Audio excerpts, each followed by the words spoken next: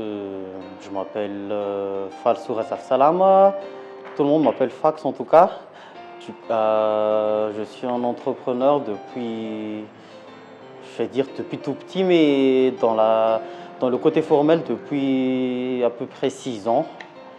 Je travaille dans le domaine de l'artisanat, dans tout ce qui est bricolage, dans tous les domaines où je peux avoir de l'argent, quoi.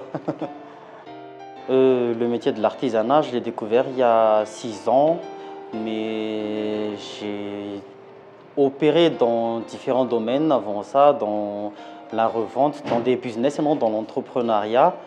Le déclic, je pense que c'était l'argent. J'avais pas d'argent en 2020, fin 2019. Du coup, j'ai cherché quoi faire. Du coup, j'ai vu que j'ai des matériels de bricolage, je pouvais faire quelque chose avec. Et j'ai commencé à créer un seul carnet que j'ai vendu sur Facebook, sur mon compte perso et non sur la page. Et j'ai eu un seul client et là, je me suis dit, je peux en faire mon métier. J'étais très rassuré à l'époque et jusqu'à maintenant. En gros, nous sommes dans la personnalisation des produits artisanaux, plus précisément dans les carnets personnalisés depuis 6 ans, dans la découpe et gravure laser depuis à peu près 4 ans, mais depuis 1 an, plus spécialement dans la découpe laser grâce à notre nouvelle machine CO2. Je ne me pencherai pas vraiment dans la créativité que du 8-18, mais plutôt dans ma gestion du temps, parce que j'aime bien procrastiner dans tout ce que je fais. Du coup, je me base surtout sur les deadlines pour travailler. Je travaille sous pression tout le temps. Du coup, les 8-18, ça m'ennuie un peu. Les gens devraient s'intéresser aux produits locaux parce que si nous achetons tous des produits locaux à Madagascar, on serait presque autonome au niveau économique. La phrase qui revient souvent, c'est Ma fille, la fille, you. Et je leur dis que, en fait, je réponds pas. Je réponds juste, vous la fille, là, ça. Je crée parce que c'est comme une thérapie pour moi. J'aime bien créer, j'aime bien le faire. C'est pas le produit en soi, mais le faire, ça me fait du bien. Produire me fait du bien. Ça m'arrive de faire des brainstorming chez moi avec mon carnet. Je fais des designs à la main et je concrétise sur mon logiciel, sur ordinateur, les fichiers de découpe et tout. Le plus difficile entre créer et vendre, je pense, c'est vendre parce que j'ai un peu de mal à parler aux gens.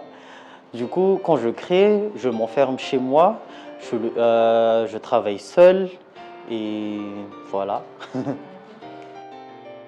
La création la plus difficile, je ne vais pas dire la création, mais les créations les plus difficiles plutôt, ce sont les commandes complexes des gens. Ils trouvent des produits à l'étranger et ils veulent que je les reproduise avec les moyens du bord. Est-ce que j'ai peur si les IA me remplacent un jour? Je dirais que oui et non. Parce que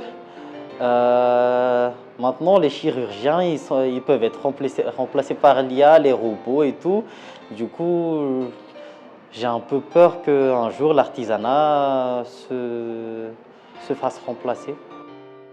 Je fixe mes prix par rapport aux matières premières, aux marges d'erreur et à ma garantie à vie sur mes produits.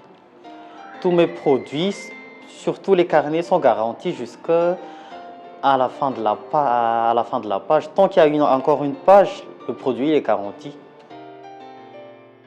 Par rapport aux produits chinois, les Chinois ils produisent un carnet équivalent de 200 pages à 10 000 arrières. Moi, je les vends à plus de 20 000 arrières. Mais comme j'ai dit auparavant, je fixe mes prix par rapport aux matières premières qui sont déjà importées, par rapport aux marges d'erreur, par rapport au temps passé dessus et par rapport à la garantie. Un carnet me prend en moyenne à peu près une demi-journée pour être finalisé.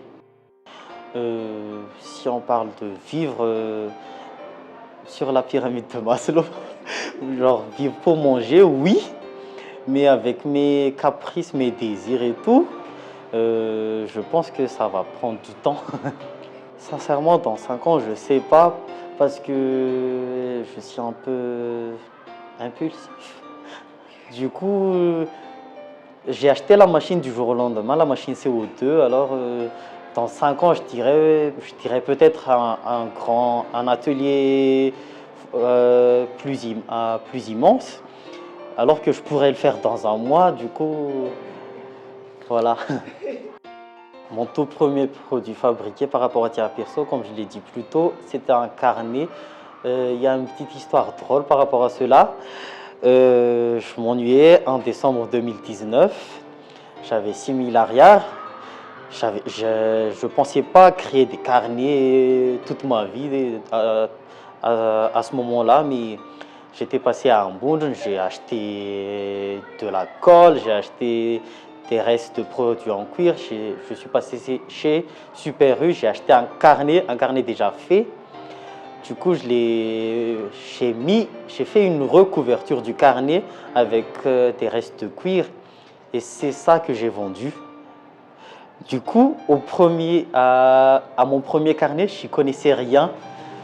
C'était pas un produit de qualité, mais j'ai mis, euh, j'ai donné on va dire un atout comme ça au carnet. Un carnet banal, je l'ai mis en cuir, j'ai mis un petit logo découpé à la main et c'est ça que j'ai vendu la première fois. Pour mes créations, j'utilise un peu de tout, du cuir, du simili-cuir, du papier, des cartons, du métal des fois, du bois. C'est toutes ces matières, j'utilise tout. Du coup, à chaque matière, j'ai un préféré. Il y a des produits que j'ai jamais sortis parce que je les ai adorés. Peut-être en photo, mais je les ai pas mis en vente et j'ai gardé pour moi. Mais par rapport aux produits préférés, j'hésite à donner le prix parce que si je devais les vendre au prix du marché, ce serait à 50 000 alors que ça m'a pris des jours pour le faire. Je le valoriserais plutôt aux alentours de 150 000 par exemple. Et vu l'économie à Madagascar, je pense que peu de gens l'achèteraient ou le valoriseraient. Je peux travailler de 7 heures du match jusqu'à 22 heures pendant 2 semaines. Et à la troisième semaine, je peux ne pas travailler toute la semaine. Du coup, j'ai pas de fourchette fixe. C'est pour ça que j'ai abandonné je ne vais pas dire abandonné, j'ai jamais été dans le 8-18 de toute ma vie. Mais j'ai toujours été dans l'entrepreneuriat. J'adore mon temps libre et j'échangerai jamais mon temps libre pour le 8-18, jamais, jamais, jamais. Je préfère travailler de 6 heures du matin jusqu'à 6 heures du matin le lendemain et prendre des pauses d'une heure toutes les 3 heures que de travailler pendant 8 heures. On va dire mes plus grosses galères. En fait, j'ai du mal avec les couleurs, alors que certains de mes clients sont très à cheval sur les couleurs. Du coup, j'avais une commande d'à peu près 100 carnets. Je me suis trompé sur la couleur de la couverture. J'ai déjà acheté le simili qui va avec, j'ai déjà fini le travail. Avant la livraison, la personne a dit que ce n'était pas la couleur voulue. Et ça ne m'était pas arrivé qu'une fois. Mon plus gros découragement, c'était lors de ma première année de fiscalité. À ce moment-là, j'ai déclaré un CA C'était une fiscalité de 3 mois. J'ai déclaré un CA de 2 arrières et on m'a demandé un impôt de 950 000 arrières. Voilà, ça m'a découragé. Du coup, j'ai pensé à tout arrêter, aller dans le 8-18. Oui, j'ai déjà eu plein de problèmes de paiement. Il y a même des gens qui n'ont pas payé à la fin d'un contrat. Ils ont donné la compte et après ils m'ont costé après la livraison. Est-ce que mon entourage comprend mon métier? Comprendre, je ne sais pas trop, mais me soutenir, oui. Mes créations en 3 mots. Hmm, je vais dire qualité, robustesse, originalité. Le pire client, ce sont les clients impolis qui m'appellent à 21 heures pour une commande à finir le lendemain, alors que la plupart des commandes prennent à peu près une journée ou 2 jours pour être finalisées. Gagner peu mais libre ou plus mais contraint, je préfère gagner peu mais libre. Tu peux te lancer dans l'entrepreneuriat sans passer par le corporate. Parce qu'on m'a toujours dit, va d'abord dans le corporate pendant 10 ans avant de te lancer. Et ce que je fais maintenant, c'est pour prouver le contraire. Ça fait 6 ans que je le fais, je vis bien, j'ai plein de caprices et ça me comble. En quelques mots, je dirais, accrochez-vous à vos rêves parce qu'un jour ça payera. Ça paiera pas demain, mais un jour ça paiera.